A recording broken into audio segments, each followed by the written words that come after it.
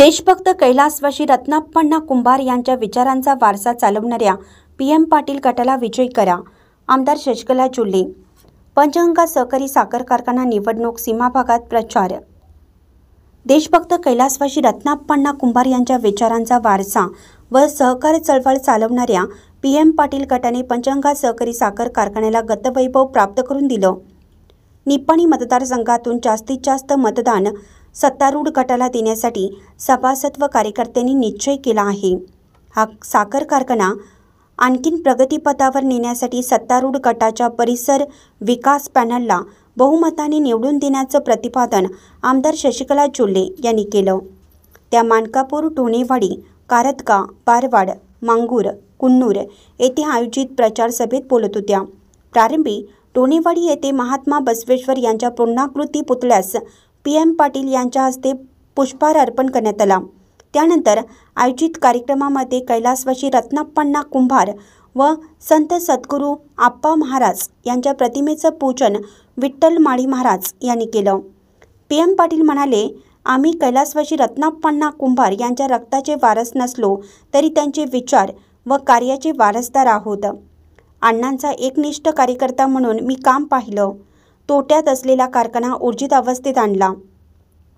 सभासदांच्या हितासाठी कारखाना रेणुका शुगरला भाडेतत्वावर देऊन कारखाना कर्जमुक्त केला। येणाऱ्या काही वर्षांमध्ये हा कारखाना आमच्या ताब्यात येईल व सभासदांना ज्या काही सुविधा आहेत त्या इतर कारखान्याप्रमाणे देण्यासाठी आपण कटिबद्ध आहोत। येणाऱ्या 11 मेला होणाऱ्या निवडणुकीमध्ये सीमा भागातील सर्व सभासदांनी आमच्या पॅनलला भरघोस मतांनी मते देऊन विजयी करण्याचं आवाहन केलं। हालसिद्धनाथ साखर कारखान्याचे उपाध्यक्ष पवन पाटील, अण्णासाहेब नागराळे, संतोष हिरेकुडे, शिवाजी खोत यांनी मनोगत व्यक्त केलं। यावेळी उमेदवार महावीर चौगुले, संजय देसाई, प्रमोद पाटील, हालसिद्धनाथ कारखाना संचालक शरद जंगटे, युनुस मुल्लानी, श्रीकांत बन्ने, बाळकुंडा सौसुदे, सखाराम नागराळे, सुरेखा पाटील, तुकाराम माळी, अरविंद पाटील, गावचे नागरिक, सभासद व शेतकरी उपस्थित होते। आभार प्रदीप चौगुले यांनी मानले। सीमा भागातून मुख्य संपादक प्रशांत कांबळे। ज्या वेळेला देशभक्त रत्नाप्पण्णा कुंभार म्हणून सगळेजण तुम्ही म्हणता आणि कालपासून मी ह्या सभेमध्ये जात असताना सगळे त्यांना अजूनही आठवण करून घेतात।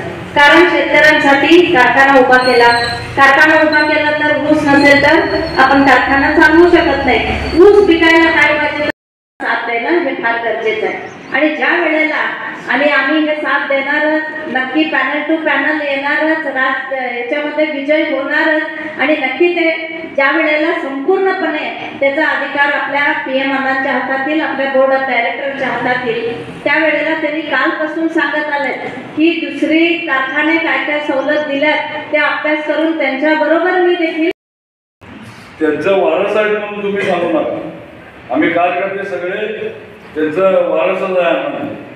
खरा कोण कार्यकर्ता आहे त्यांचं नाव टिकवणारा काय एकदा वारस करा म्हणायचे। कारखान्याचं टिकवलं आणि प्रॉपर्टी टिकवली, नाव त्यांचं राखलं, पुतळे त्यांचे 2 ठिकाणी बसवलं आणि आम्ही आता नेत्यासाठी काय करा।